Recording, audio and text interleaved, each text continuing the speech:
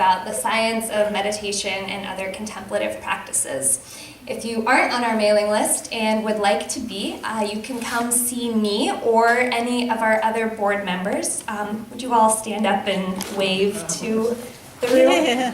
You can come see us at any point this evening or over the course of the weekend if you'd like to get on our mailing list.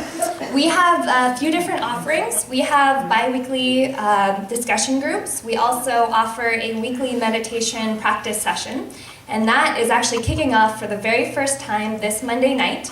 They'll be every Monday night at 8 p.m. in the Little Chapel of All Nations, which is down by the University of Arizona. So please feel free to come to that this Monday night and future weeks.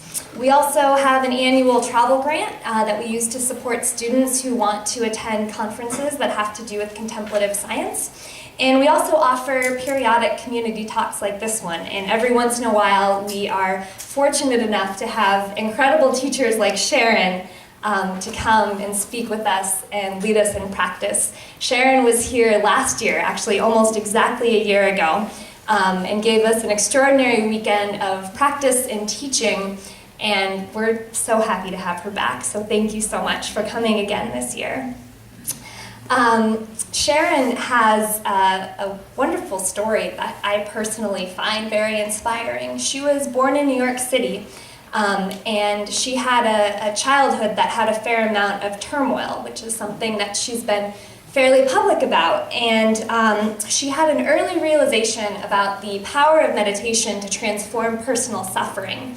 And that realization sort of strongly influenced her life path. She first encountered Buddhism during an undergraduate course and wound up doing an independent study in India, and then fairly shortly after that returned to India for her first intensive meditation retreat.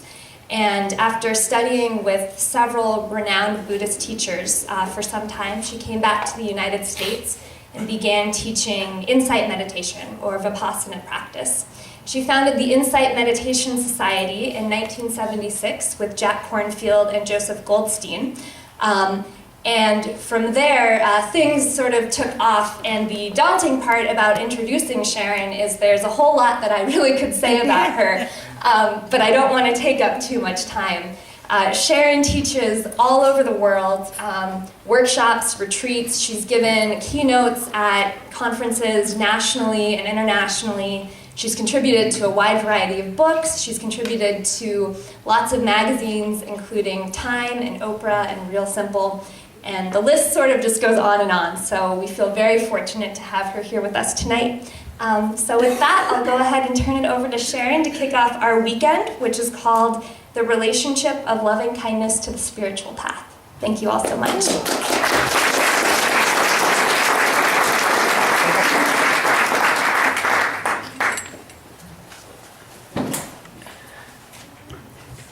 Hello, how's that? Is it okay? Yeah, great. If at any time, I love that there are people sitting out there. I think that's so cool. And I told Tucker if I were here attending a lecture, that's where I would sit. If at any time you can't hear me, please gesture wildly or something so that I know. Please don't suffer silently, which is one of the mottos for the evening and for the weekend.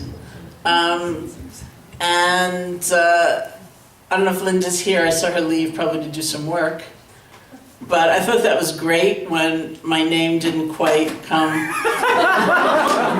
rolling off her tongue. There you are. There's so many times, like even I've been on the radio, all kinds of public and private times when people have called me Susan. And I've just decided that I was probably named the wrong thing at birth because it just happens all the time. So I thought, well, she's about to call me Susan. She didn't, so that was really cool. Which also made me think of one of my favorite Tucson memories. I've been here at Tucker's insistence last year. He's been a fabulous, I don't know what the word is. He's been Tucker. Goad to my coming. It was really fantastic.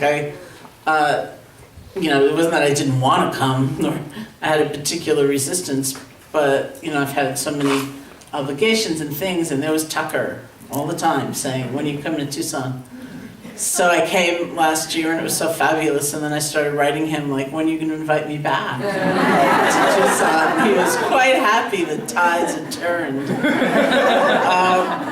But before then, I had come twice when the Dalai Lama was here, which was really just incredible. And one of my favorite memories of all time happened at one of those Dalai Lama events. It was the first time that I know of he'd come here, and he was staying in a resort somewhere, as those of us from out of town were, and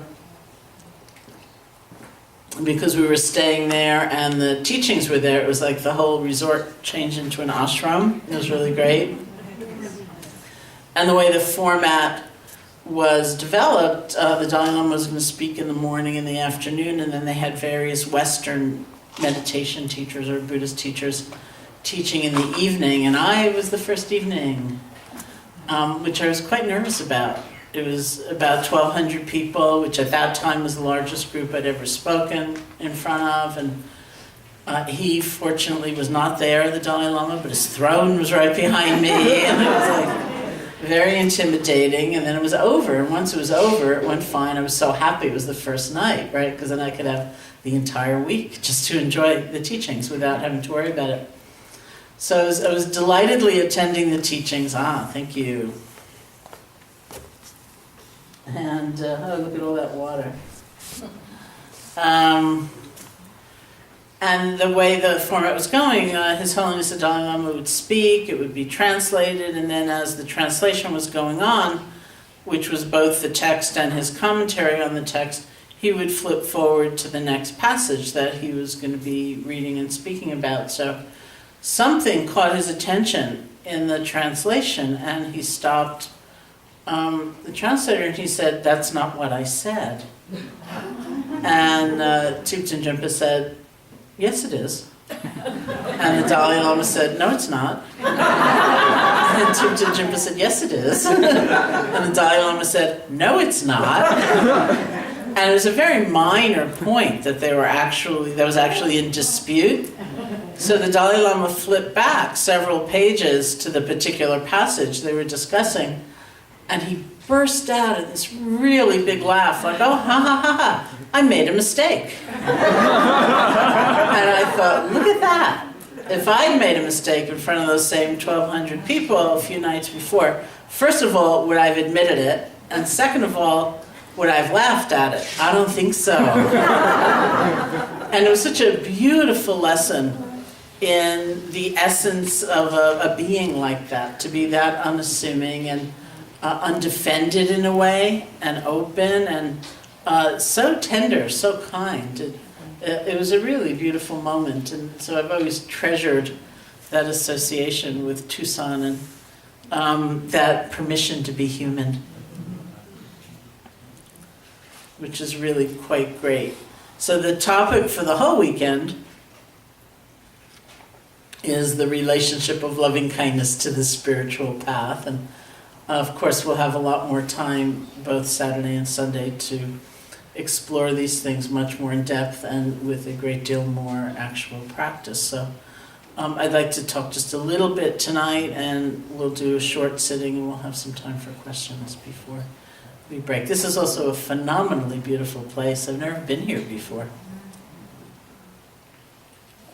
So it's quite special to be enjoying this as well. I too came from blizzard-strewn Massachusetts and New York, so it's very funny because from the time I got off the airplane yesterday, people have been saying to me, "Oh, it's so chilly." And I keep saying, "Not really." Like, it's really very relative, actually. I wouldn't call it chilly.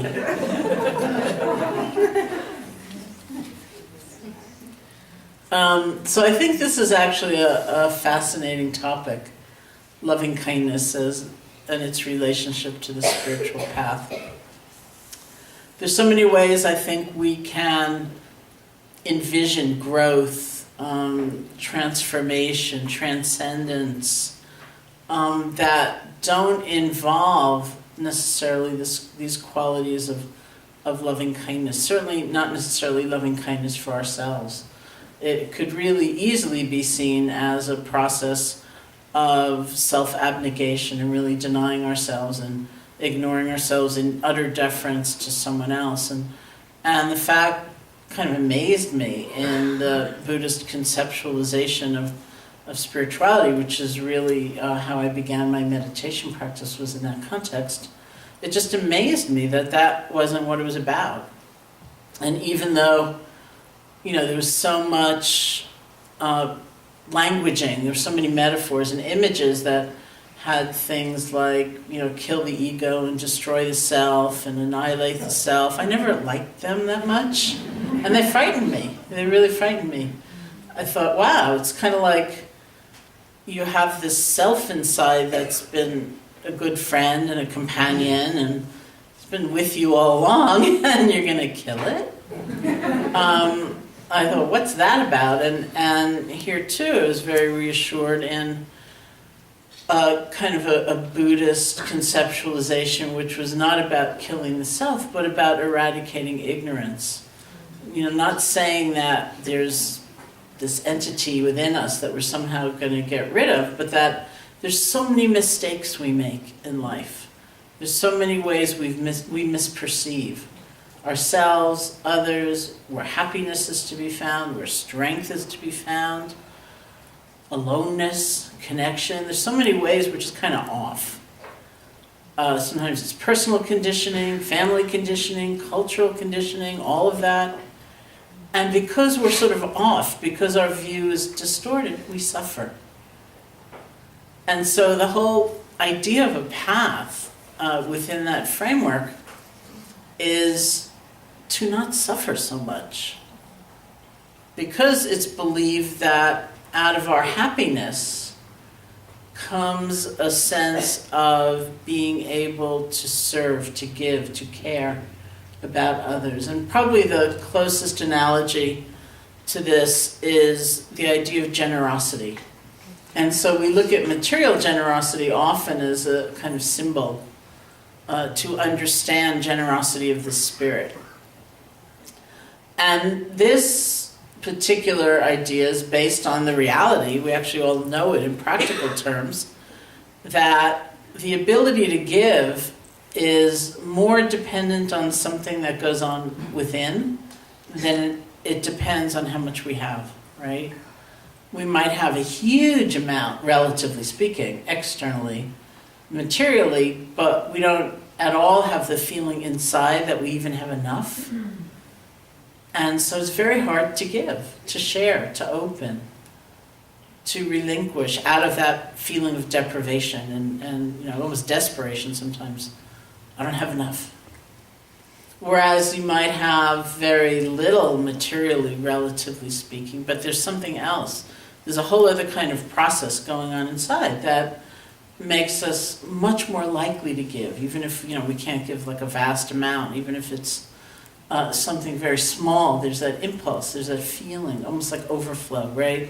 There's resourcefulness inside, and it's going to flow outside. So that translates into all of relationship within the context of the Buddhist understanding.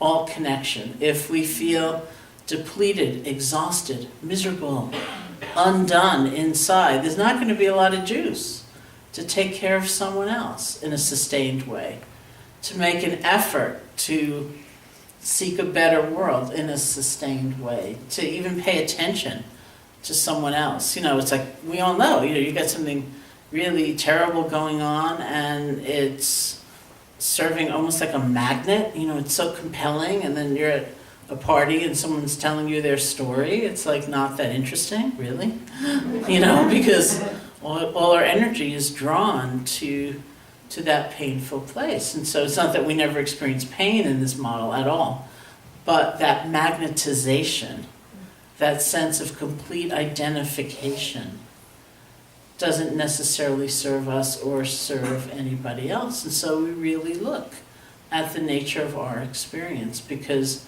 being happy is not a selfish thing. It's not a wrong thing. It doesn't mean the same thing as being self-preoccupied. It means having that kind of inner abundance or inner resourcefulness, which then allows us to serve others, to care for others, to even pay attention to others in a fuller way. And so we look critically at what makes for some genuine happiness compared to the kind of dreamlike world that we're offered through, perhaps advertising or something else. In New York City, running up one side of Manhattan Island, which is an island, it's funny to think about, is the West Side Highway, and it's one way of traversing the whole length of the island. So for a while, as you were traveling uptown, there was just a series of billboards, one after the other, after the other, after the other, and they were identical. And all it was, each billboard was a picture of a car and one word, crave. That was it. It happened to be the name of the car. It was a crave. I guess it didn't do that well because you don't see a lot of them on the road, really. I thought it was so funny, like crave, crave, crave, crave. Because that, of course, is the message we tend to get. Like, if you crave enough, you'll be happy. Or if you are antagonistic enough, you'll be happy, or whatever it might be. And so the process, the meditative process is really, it's so interesting because what we're really doing ultimately is gathering the power of we're harnessing the power of our own awareness to question all of that and to keep looking deeper until we find a kind of resolution to a quality of happiness that isn't going to just break when the car breaks or things fall apart. It's very funny when Pema Chodron was about to publish a book, which was that her first book? I think it might have been her first book, called When Things Fall Apart. I knew some of the people associated at the time with the publishing house, and they were completely freaked out about the title, which she chose. And they said, no one's going to buy a book called When Things Fall Apart. It's like so depressing. And like, haha. Everybody on earth bought it, I think. It's like, don't we know that things fall apart? And given that that's the experience, there's so much insecurity, there's uncertainty, we don't seem to be in control, we get what we want and sometimes it goes away, or we don't get what we want, or, so many things happen. I think, it's not that useful to view spiritual practice or meditation practice as something that's going to change that trajectory. That's just life. That's how things are. But how we relate to it is everything. So that's what we really look at in the process of transformation. How do we see things? Where are we putting our energy? What do we care about? And how can we change our relationship to what is actually coming our way, the ups and the downs and all the things that happen. So how do we relate to joy or pleasure? It's an interesting question. Sometimes we're so distracted. It's like the greatest thing could be happening and we hardly even notice. Right? Isn't it hard to be sitting here without checking your email at the same time?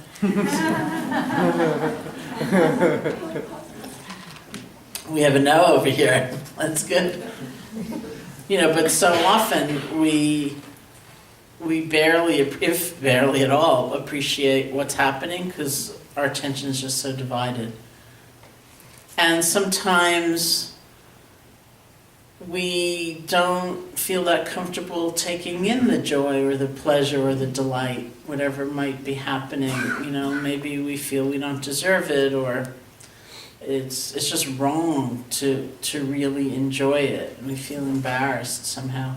So this past December, another kind of cold time, I went to Maui to co-teach a retreat with Ram Dass and Krishna Das, who are both my very old friends. And Ram Dass doesn't leave Maui anymore. He had a stroke. I always forget the year, but 15 years ago, 18 years ago, something like that. And after a period of recuperation and then traveling a lot, he ended up in Maui, and he hasn't left in quite a number of years. So we went to Maui to see him and to lead the retreat. And it was like, of course, it's Maui. It's stunning. It's just unearthly, unthinkable beauty. And of course, it was on my schedule because it was a retreat, and also somebody put it on Facebook or Twitter or something like that. And so all of a sudden, I was getting all these tweets and all these comments and all these emails that would say, "Wow, you're on Maui. That's so amazing." And I found myself responding by saying, "It's very humid here." It's really humid. It's not as nice as you think. And it was really very humid, but still, it was Maui, it was beautiful. So I looked at that and I thought, what an interesting reaction. It's like, give it up, you're on Maui, enjoy it. Don't apologize. And then I told that story when I was there, so it became kind of a thing. And I was walking out of the meditation hall one day, and behind me was a friend and also the son of a friend who's now an adult. And so the young man was saying, he was talking about his mom to this mutual friend, and he was saying, she thought about coming, and she almost came, and now she regrets it so much that she didn't make that extra effort at the last minute and actually come. And without missing a beat, my friend said, "Did you tell her how humid it is?" So I go, wow, look at that. So we see that pattern too. It is very interesting to both see it and then begin to undo it. That doesn't mean clinging or grasping or craving or holding on. It means being able to be fully present and open with all of those lovely, nice, beautiful things that do happen to us. And then, of course, there's pain and sorrow and stress and challenge and all of those things which, without a doubt, happen to us. Not always in the same measure, not always in the same degree, but inevitably. It's part of the nature of things. And so how are we with those experiences? That was an amazing turning point for me, even conceptually, to begin to imagine that I had the possibility of relating differently to pain or difficulty, that it didn't, perhaps it could be with compassion rather than bitterness, and perhaps it could be with a sense of community rather than isolation, and perhaps it could be with a kind of open-hearted presence in the moment rather than adding on a seemingly certain, rigid future. Like, this hurts and it will always be here. It's never going to change.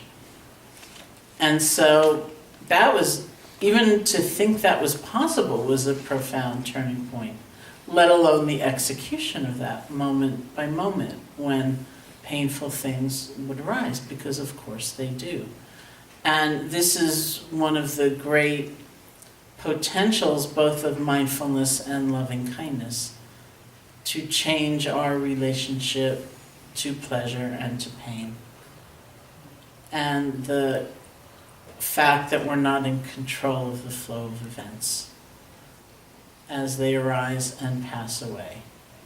Loving kindness reminds us that there could be something that is intact within us, that's whole, that doesn't need to be defined by these changing circumstances, as does the development of mindfulness. And then I just want to say something about all those other experiences in between pleasure and pain. The great neutral terrain of life, which, it's not like that exciting and wonderful. It's also not that painful and challenging. And those sort of neutral, ordinary, repetitive, routine moments, which make up a good part of our day, every day, are the times we tend to numb out or go to sleep or fog out or disconnect.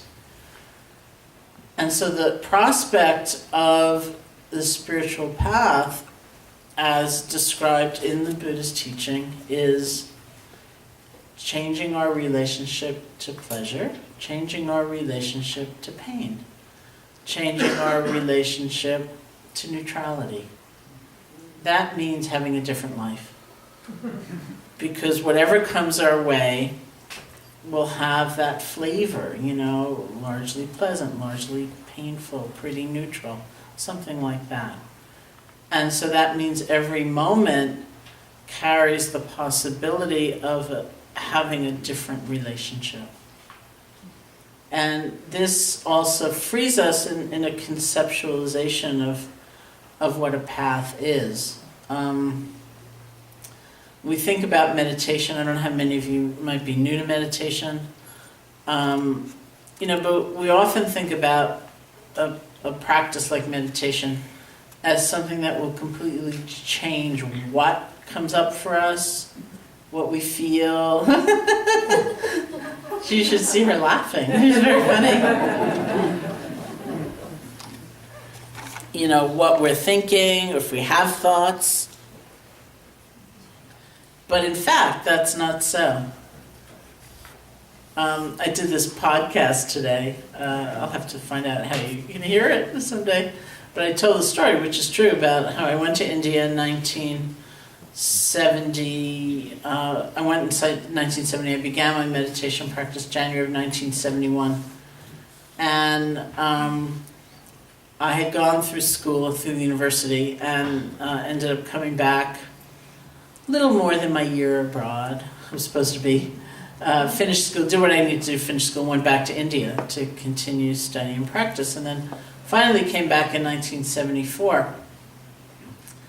And before I'd come back, my own teachers had encouraged me to teach, so I came back and began teaching. And I would find myself in 1974, 75, 76, at some kind of party or social situation, and people would say to me, "What do you do?" And I'd say, "I teach meditation." And they would often sort of go, "Ooh, like that's weird," and sort of sidle away. Or sometimes they'd say, "Oh, do you know the Beatles?" And I'd say, "No, they went when I was in high school." But now, all these years later, even some kind of unusual situation like coming back into the country through customs and immigration or something, somebody will say, "What do you do?" And I'll say, "I teach meditation." And the single most common response I hear is, "I'm so stressed out. I could use some of that."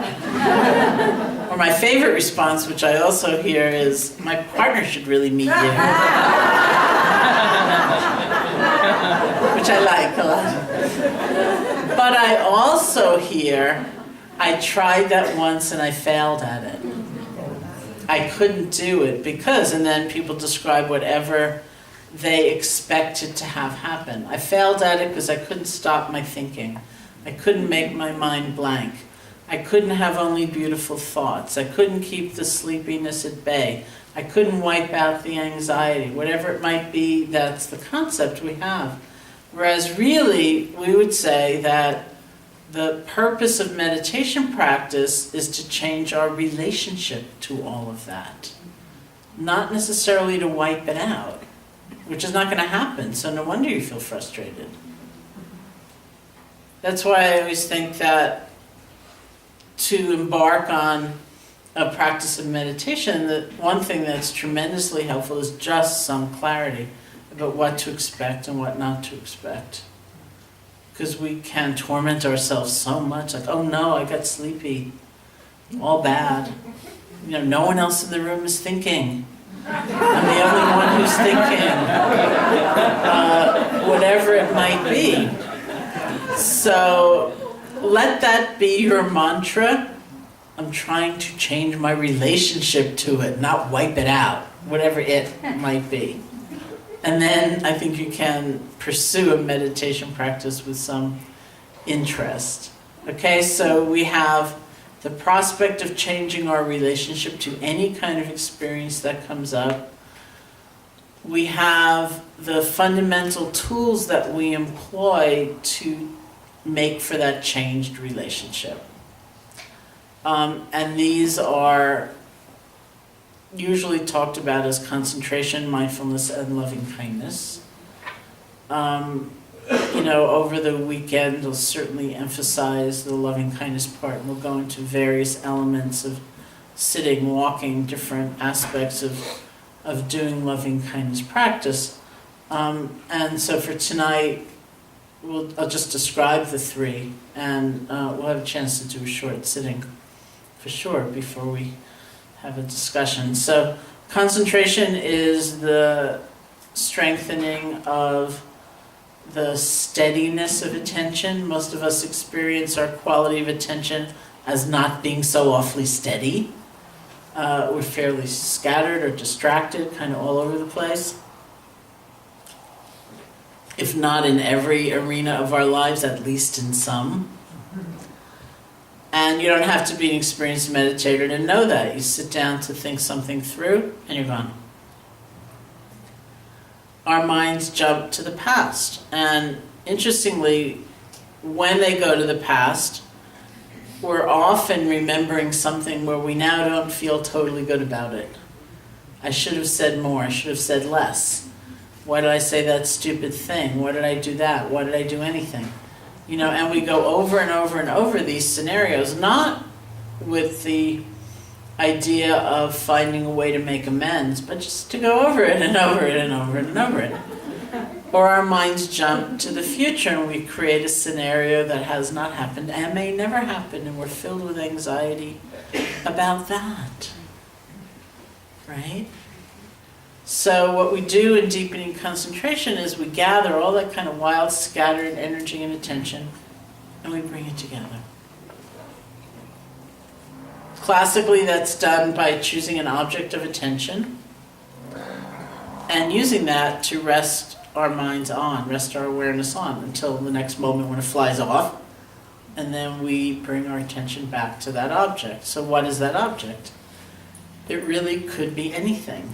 And here you have some of the many, many varieties of styles and methods and techniques of meditation. Loving kindness is one. The phrases of loving kindness that we repeat over and over and over again silently are one very classical way of deepening concentration. Now there are a few elements in concentration practice. One is our relationship to the object of awareness, and the other is the fact that we have to start over again 70 billion times. If only 70 billion times, right? Another very common object, it really could be anything. It could be a visualization, a prayer, a chant, a sound, a mantra, body sensations. A very common object as that kind of grounding or centering point is the feeling of the breath. It's the actual sensations of the in and out breath, and that's what we're going to do a little bit of tonight. The breath is, and it doesn't mean you only have to do one technique, but the breath is often chosen as one of the techniques you might really want to utilize for a couple of different reasons, at least in the school of meditation in which I was trained. One reason is that, as my early teachers would say, you don't have to believe anything in order to feel your breath. You don't have to call yourself a Buddhist or a Hindu or reject anything else. If you're breathing, you can be meditating. And, as they went on to say, the breath is very portable. If we practice here, very consciously, we're coming together to explore these things, to do some practice. If you get used to doing it here, you can do it anywhere. Anywhere you're breathing. Sitting anxiously in a doctor's waiting room. Standing online impatiently at the grocery store. Wherever you are, you can be meditating. And sometimes the breath doesn't serve for whatever reason, either physical reason or emotional reason. And that's fine, but we want to choose an object that will suit those two principles, right? It's kind of non-sectarian and it's very portable. So that might mean other sensations in the body. It could be listening to sound. Something that's not elaborate, so that if you're at a contentious meeting at work and tempers are starting to flare and you're trying to center yourself, you're trying to compose yourself, you don't have to open up the closet door and pull out all this equipment and, set it up and sit perfectly in this pristine posture and look terribly weird. It's like no one even has to know you're doing it. You have an anchor for your awareness in the breath or in the body, in the environment with something like sound. Whatever is going to be most natural for you is totally fine.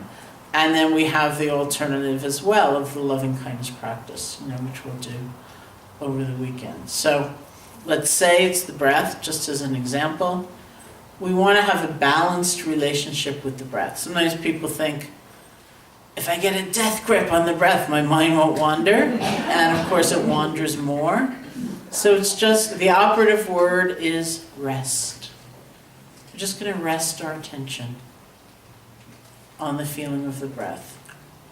And then, please don't be surprised if it's not 7,000 breaths before your mind wanders. It might be 1, it might be 2, it might be 4 in a really good run. This is not a sign of failure. Because the potent part of that kind of practice, of concentration practice, happens after our attention's already wandered. We've already gotten lost, we've already fallen asleep, we've already gotten restless, whatever it is. We practice letting go. Maybe it's, 2 breaths and then you get really sucked into this fantasy and then you kind of emerge 10 minutes later thinking, oh, it's been quite some time since I last felt a breath. That's the moment where first we practice letting go of whatever's taken us away. One of my teachers called that exercising the letting go muscle. And then we practice beginning again. We don't have to judge ourselves or chastise ourselves or get down on ourselves. We let go and we begin again. That's the process of the mental training. The second quality, the second great skill is mindfulness, which we develop on the basis of some concentration. It's an ability to take that kind of more stable, steady, balanced attention and bring it to a whole range of experiences. Our bodies, our sensations, thoughts, images, feelings, whatever it may be happening. So we have the opportunity to look at all of that in a new way, not just freak out, like something comes up, let's say anger, and we get all freaked out, like, oh my God, I'm such an angry person, how can I still be angry? I've been meditating since January 1971, for God's sake. Do you know how many hours I put in meditating and I'm still angry? And what about all that money I spent on therapy? Is it really, how pathetic is that? I knew I should have found a different therapist, that was a really big mistake. I am still angry, so instead of that, we have the chance, as one of my teachers once described it, well, it's kind of like a pivot, It's like we take an interest in the nature of the anger itself. So instead of why is it here, how am I going to get rid of it, and how bad am I? It's almost like saying, what is anger? What is this experience? So that's kind of the stance or the position of mindfulness. And then we also develop the skill of loving kindness or compassion, which is the ability to kind of open and maybe more than anything be flexible in our attention, to realize that just through force of habit we may be stuck in certain ruts, and in the development of loving kindness we experiment with, it's kind of like stretching. So one easy example is if you're in the habit, say at the end of the day, kind of evaluating yourself, almost like, how did I do today?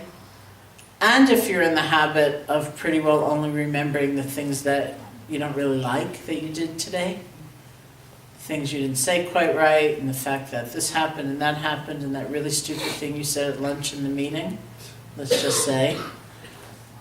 So much so perhaps that your whole sense of who you are and all that you will ever be like collapses around that really stupid thing you said at lunch at the meeting.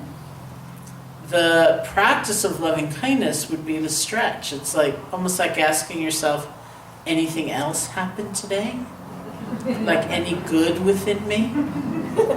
You know, and it's not pretentious and phony and make-believe, which is what so many people fear. It's not like insisting, oh, wasn't that a brilliant and witty thing I said at lunch? You know, maybe it was really stupid at the meeting. But that's not all that we are, ever. So it's that collapse that we're challenging by looking for the good within ourselves, or wishing ourselves well, or paying attention to the people we usually ignore, that we have declared the other just through force of indifference, and so on. So the practice of loving kindness is its own kind of attention training, which involves learning some flexibility and almost like play. Okay, so the core of meditation practice, any style I really believe, is these three skills, which make for transformation. So why don't we do a short meditation with the breath? I don't know if you need, what do you need? Do you need to stretch? Do you need a break? Do you need warmth?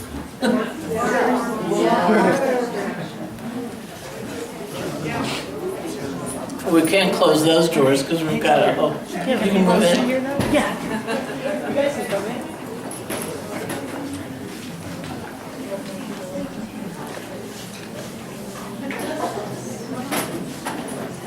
When I went to school, I had to walk a mile through the snow. People don't know it.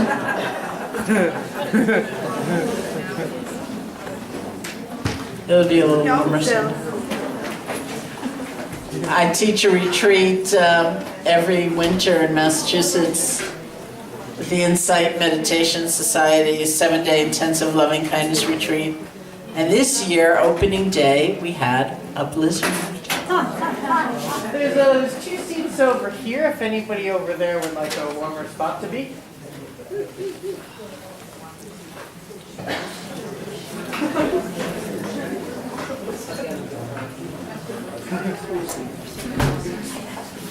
When is that retrograde done?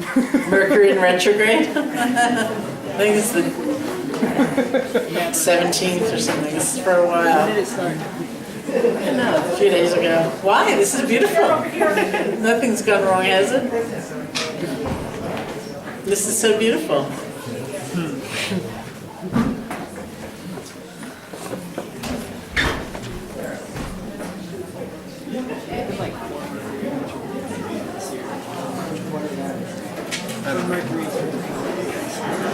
Yes, Mercury's in retrograde.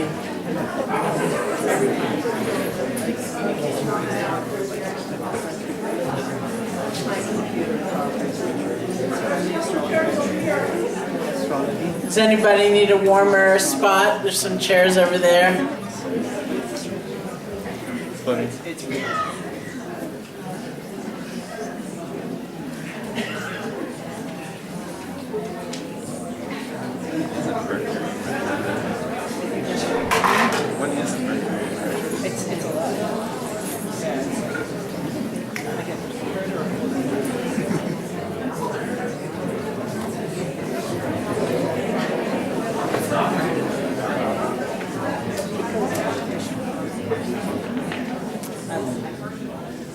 Okay, set? Ready to go?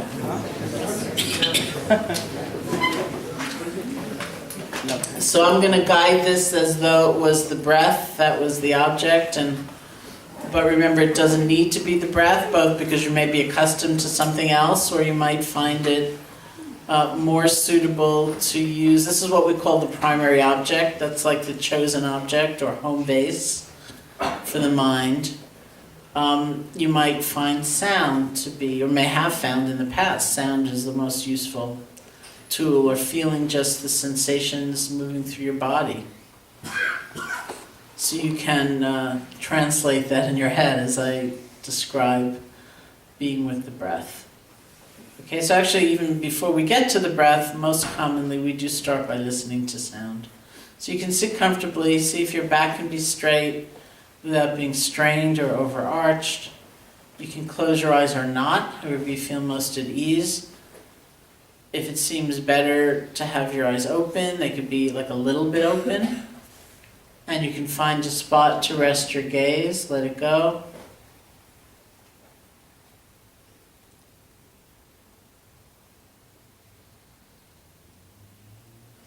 And we can start just by listening to sound, whether it's the sound of my voice or other sounds.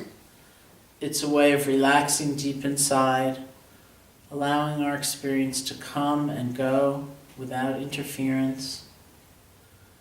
Of course, we like certain sounds and we don't like others. But we don't have to chase after them to hold on or push away. Just let them come, let them go.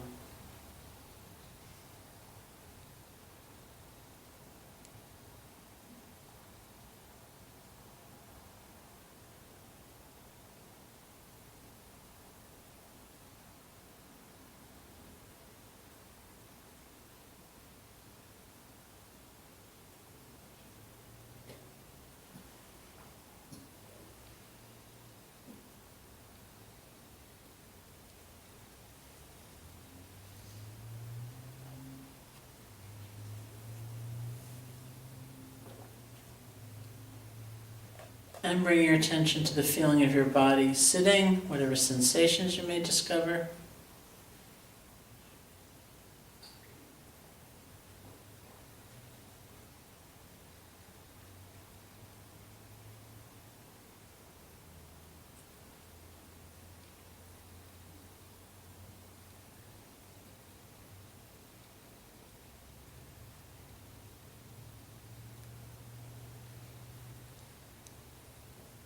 Bring your attention to your hands and see if you can make the shift from the more conceptual level, like fingers, to the world of direct sensation. Pulsing, throbbing, pressure.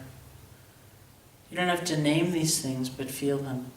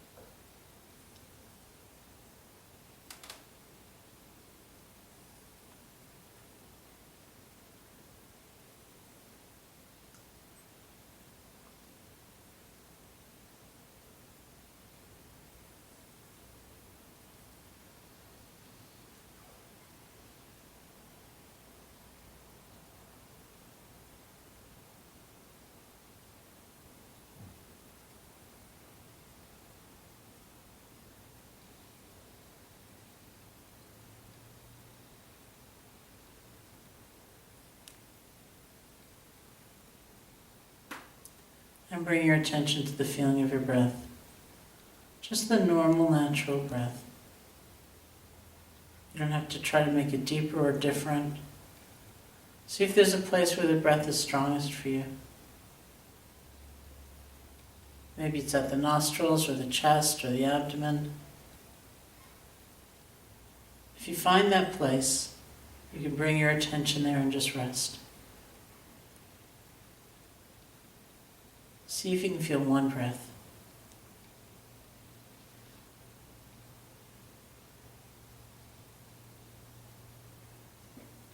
Without concern for what's already gone by, without leaning forward for even the very next breath, just this one.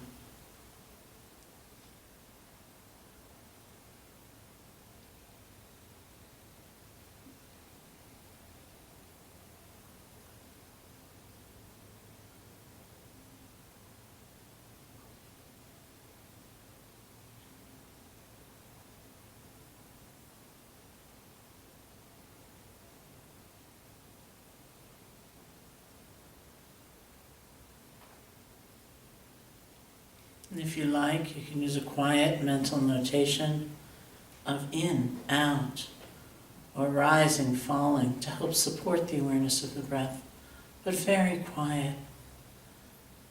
So your attention's really resting in feeling the breath, the different sensations.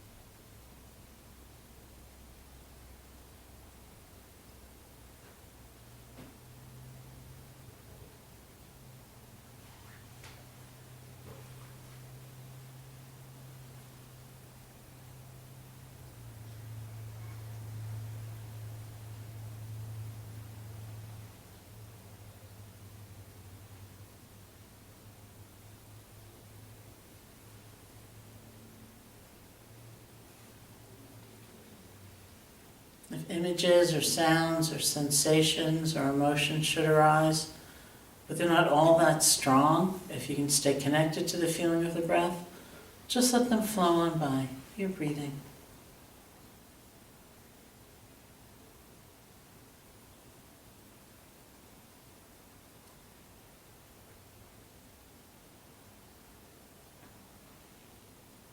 If something comes up that's strong enough to pull you away, you get lost in thought, spun out in a fantasy, or you fall asleep, don't worry about it. The moment that you realize you've been gone is the most important moment in the practice, because that's the moment. We have the chance to be really different. So instead of blaming yourself or judging yourself, see if you can gently let go and bring your attention back to the feeling of the breath.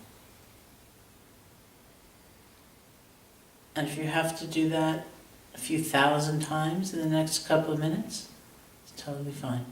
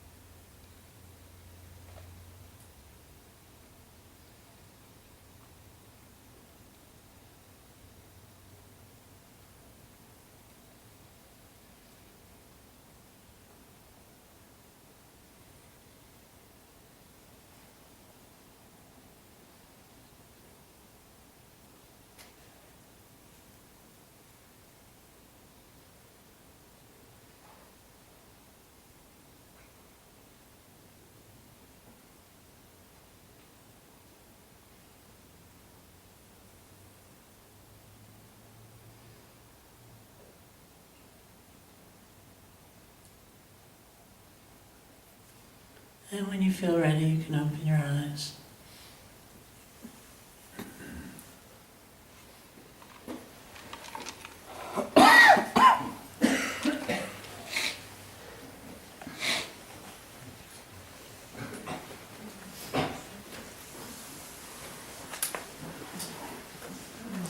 Doggy's a good meditator.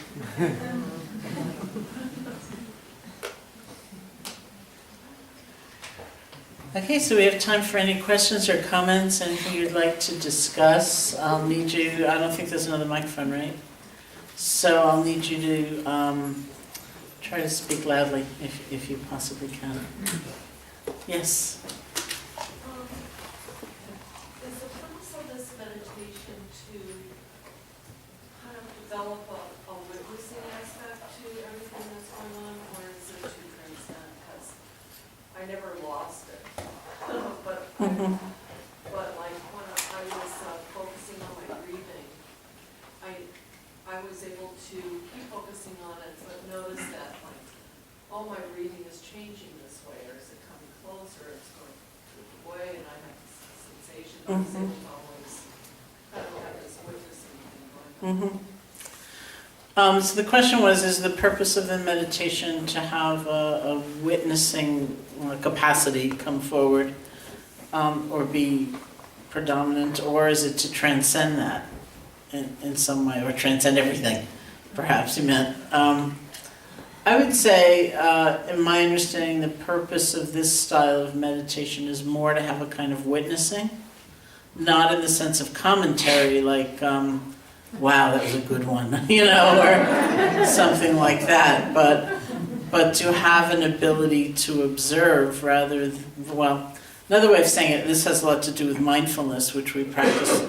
building on this foundation, is that when we have an experience, we tend to have one of three reactions, kind of through the force of conditioning. One is to get overwhelmed by it.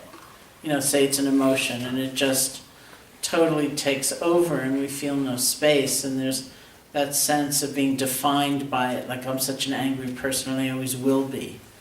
So that's one possibility. The other possibility I sort of described before, we resent what our experience is, we don't like it, we want to push it away, we want to hide from it, like why am I still angry, I shouldn't still be angry, this should have been gone long ago. And then the other possibility is kind of just numbing out and not being very acutely connected to our experience. So we say that mindfulness is the ability to witness, to be present with our experience without getting lost in it, without pushing it away, and without that kind of distancing from numbing out. But that's not the ultimate goal, that's the process. And so as we are more mindful, as we pay more attention, let's take anger as the example. Usually, of course, we're consumed by the story. This happened and I'm going to take revenge or whatever it is. And so the first pivot in the process is toward the anger itself. Like, what does it feel like? What does anger feel like? What are the sensations? What are the nuances? Because anger is not just one thing. It's not a solid block. It's moments of sadness, and moments of fear, and moments of maybe grief, moments of guilt, and moments of helplessness, very likely. In Tibetan Buddhist teaching, they say, anger is that which we pick up when we feel weak because we think it's going to make us strong. So very commonly, if we're really looking at anger, we see a kind of thread of helplessness and powerlessness in there. And so none of those sound good, none of those feel good, but that's an alive system. And we see that it's constantly changing. That anger, which we took to be so monolithic, so congealed, so unyielding, so permanent, is actually moving, it's shifting, it's changing, it's in transition all of the time. And that's a kind of fundamental law of nature about everything. That there is that kind of movement, transition, flow. And being close to that truth, that kind of fundamental truth of life, is more like the ultimate purpose of the meditation. And what I find so interesting and kind of funny and ironic is that crummy old feeling of anger, which we never would have wanted, right? If somebody handed me a menu on my way in here and said, would you rather see the nature of change through looking at bliss or looking at anger? I go, bliss, you know? But the anger serves just as well. You know, because if we look into the heart of it, we see the same truth of change. And not only change, you know, but many truths about the nature of life itself. And that is really what the meditative process brings us to.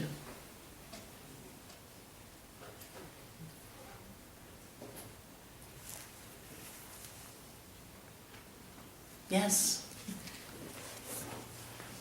Hey. So, personal question, hope that it serves the group. This October, I'll be meditating for 10 years. And actually, my first meditation was on Maui with Ram Dass. Which is kind of Very humid. yeah.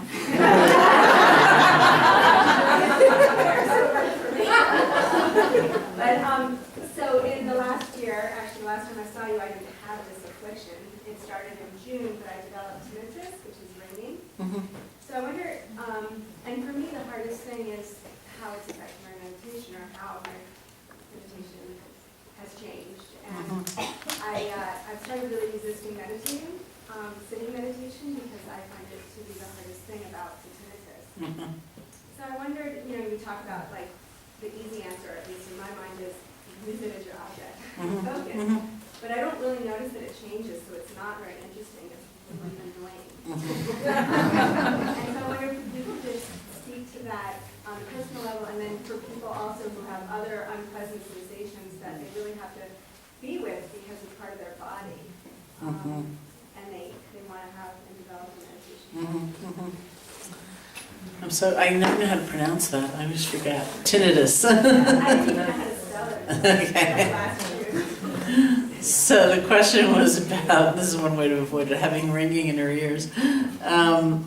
Or tinnitus, as we say, which is a new affliction and that's affecting her meditation quite a lot. And as an extension of that, what's it like to have an uncomfortable physical sensation or something really unpleasant going on that needs to somehow be incorporated in your meditation if you're going to meditate at all. There's so many levels I would want to respond to that on. One is, don't think of sitting meditation as the be-all and end-all of meditation. It's like, they say the Buddha taught meditation in 4 postures, sitting, standing, walking, and lying down. And it's not a hierarchy, of goodness. It's just different postures. And the difference clearly is energy. If we're walking, we will tend to have and be generating the most energy. If we're lying down, the least. But that might also be kind of serene. So if you end up doing a more active meditation for a period of time, that's also totally fine. It really is. It's not secondary, it's not like remedial. It's really fine. Another whole level is what, of course, very well, is somehow incorporating not only the sound, but the resentment, the fear. This is all projection. I have no idea really what you feel, but I'm, putting myself in that place. And so, the fear, the uncertainty of the future, or worse than the uncertainty of the future, is the seeming certainty of the future. It's only going to get worse. By next year it'll be whatever. And we don't really know. That's like a story we're telling ourselves, right? But we get very caught in that. So it's like taking the whole complex of the sound, the sensation, the emotion, the reaction, the projection, and just watching it. It's like you're watching this play. And you're watching what brings pain, what brings contraction, what brings opening, what brings ease, and we learn. That's how we learn. I used to ponder, how did the Buddha come up with that model of attachment causing suffering? And then one day I thought, maybe he was really suffering, and he looked at it, and he saw the cause. There it is. These things are not a waste. They're not what we would choose, no doubt. but spiritually speaking, or in terms of wisdom, they're not a waste, really. So even though it's not that pleasant, you can look at all of that. And then on another whole level, there's a lot of flexibility, not only in posture but in methodology, in practice. Maybe doing loving kindness practice right now would be a tremendous thing, and certainly loving kindness for yourself and loving kindness for your body. I can't remember why. Somehow I was just telling someone the story of, I guess because I was teaching this loving kindness retreat at IMS, at the Insight Meditation Society, which got really disrupted because of the blizzard on the first day. So somewhere in the course of it, I started telling the story about, it was 1993 or 1994, when I was working on my first book, which was called Loving Kindness, which came out in 1995. And in those days, I didn't have a computer, and I was very intimidated about I didn't have that many friends even who had computers. I had a few, but not that many. And in those days, when you were working on a book, cutting and pasting meant getting a pair of scissors and literally cutting a paragraph out of a sheet and taking some Scotch tape and placing it in various places till you decided where you wanted to paste it. And then you use the Scotch tape. So that's how I was working on the book. And I was at IMS, and we had a retreat going on, and we got a visit from a 94-year-old monk from Sri Lanka. And we had just a small group of us meeting with him informally to have this discussion, and then he asked to go into the meditation hall to give a talk. And so somewhere in the course of the discussion, he mentioned he was learning how to use a computer. And I thought, well, if he can learn at 94, I bet I can learn. And that's what I did. I went out and got a computer and finished the book on the computer. But anyway, he has to go into the hall. And that just sort of exemplifies his spirit.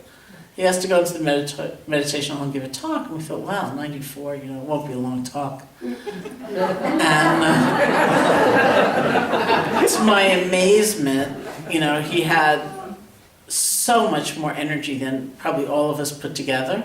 And he talked for hours. And he led us in his meditation practice. So his meditation practice was loving kindness toward his body. Like, may my head be happy. May my eyes be happy. May my ears be happy. And he just went through the parts of the body, offering loving kindness, using those kind of phrases. And by the end of the third hour, I was sitting there thinking, I wonder if that's why he has so much energy. And it was such a beautiful reminder of the adaptation of technique. That's really, it's a vast world. It's not a narrow world of practice. You really want to understand principles, and you want to have a kind of anchor of structure, but beyond that, there's a lot of ways of applying those principles that could be really pertinent. So maybe that's a good practice for you right now. Yeah. Is the floor open for compliments? Sure. I'll try. Well, to continue on with what you were just saying, as we began meditation, there's this moment when you said, think of your hands. And then for me, it became very Qigong-like. Yeah. I could feel first it was a circle, and then very quickly it became a figure eight. And then we continued on, and we went on with the meditation. But then, always my other was this Qigong movement in my hands, not what I should have said Tuesday. And so it was always easy to come back to my breath, and where you showed me to hold my breath. So it was nice to hold it between those 3 points. That's beautiful. Yeah, thank you. Thank you.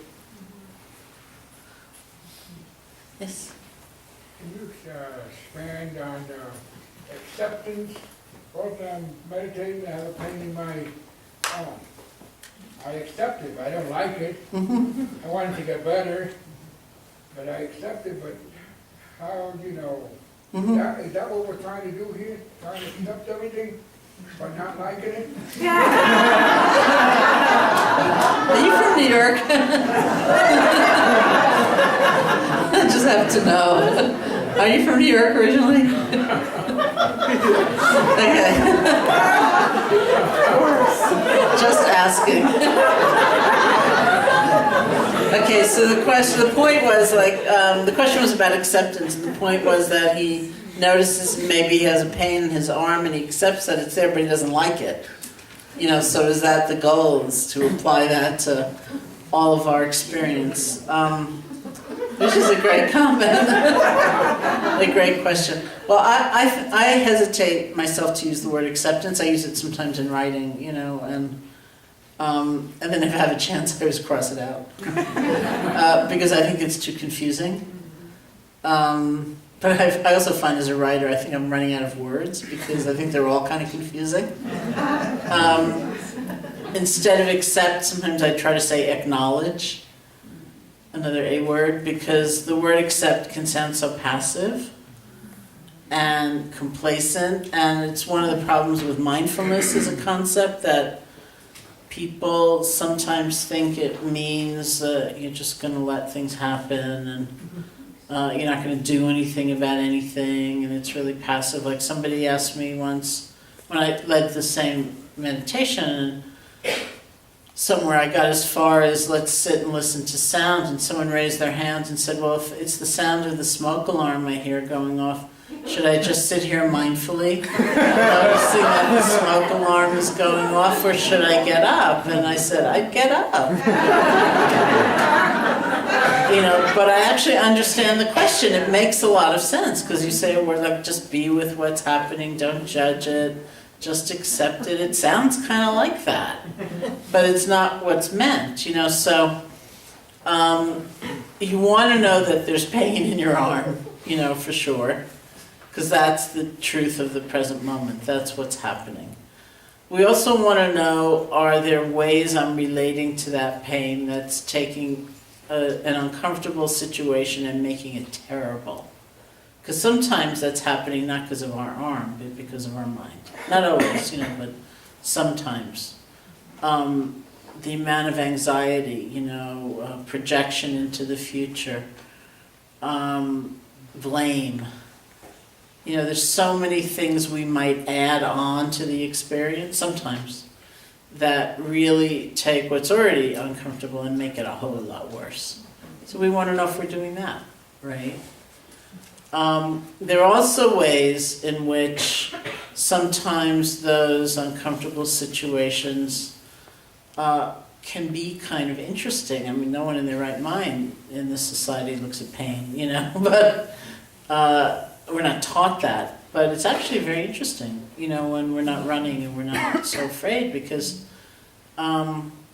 here too, just like with the example I used of anger, it's not just one thing.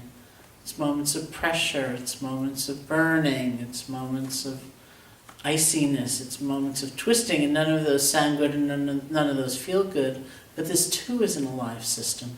And I've taught people with really bad chronic pain conditions. One of whom was very touching. She came back to me, some time after the class, and she said, I found the space inside the pain.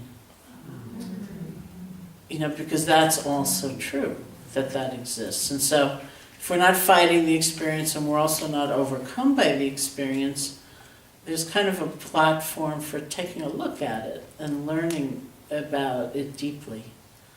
But that requires a certain kind of energy and interest. It's not always going to be there. But when it is there, it makes it a very profound learning, even though it's quite uncomfortable. When I was, you might know the scientists better than I can't quite remember. Were you in Madison when Richie was having the opening for his center? Okay. So I was with the Dalai Lama and a number of scientists on this panel, and One of the people was Matthew Ricard, who's a Tibetan Buddhist monk and scientist who is often kind of the subject of a lot of these experiments. And they were talking about pain, and somehow they got approval to induce pain in the lab. I don't know exactly how they did that, but some of the findings seem to be that the difference they were seeing between an ordinary person and a meditator was that both would have a kind of reaction to the pain, but the meditator would then kind of relax instead of being in an anticipatory cycle, like when's it gonna, come back, and whereas the regular old person would do just that.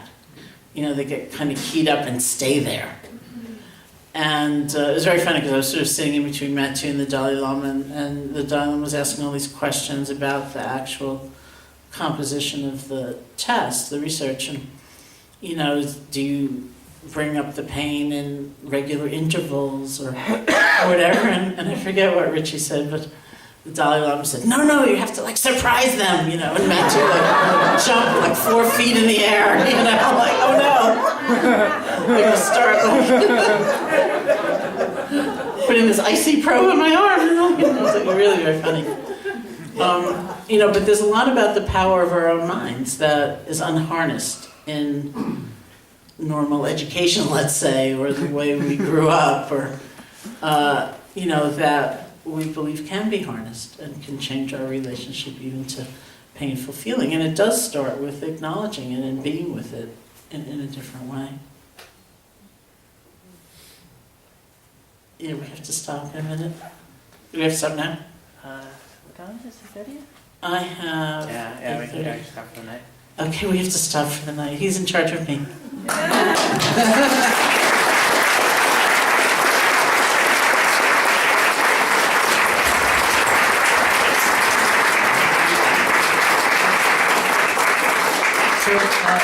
There are 200 chairs in the room, and there are people standing up.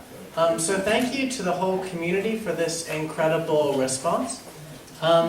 When you are leaving and trying to get your car out of that small parking lot, see how much loving kindness you can receive. And think of how inspirational it is that all these people that are about to crash into you are here crowding in for these teachings. So we're going to reconvene tomorrow at 10 o'clock. If you could come 15 or 20 minutes early, that would be great so that we can start right on time. We're not expecting as many people, so the situation getting in and out should be easier. And if you are not signed up, but you'd like to come, either Saturday or Sunday, you don't need to do anything. You can just show up and register when you get here. Tomorrow and Sunday we'll have the opportunity to walk around the beautiful grounds on the estate here. It's supposed to be warm, so if you can wear comfortable clothing and comfortable shoes. And yeah, Bonnie. There's a nice big refrigerator, so feel free to bring a lunch and stash it, that way you don't have to leave the grounds. Nice. Yeah. Is it okay to leave a cushion or some stuff here? Yeah, I can't imagine anyone stealing a cushion. Well, just, anyway, thank you. Yeah, that would be fine. And Deanna, the young woman who introduced us today, is getting married in 2 weeks. So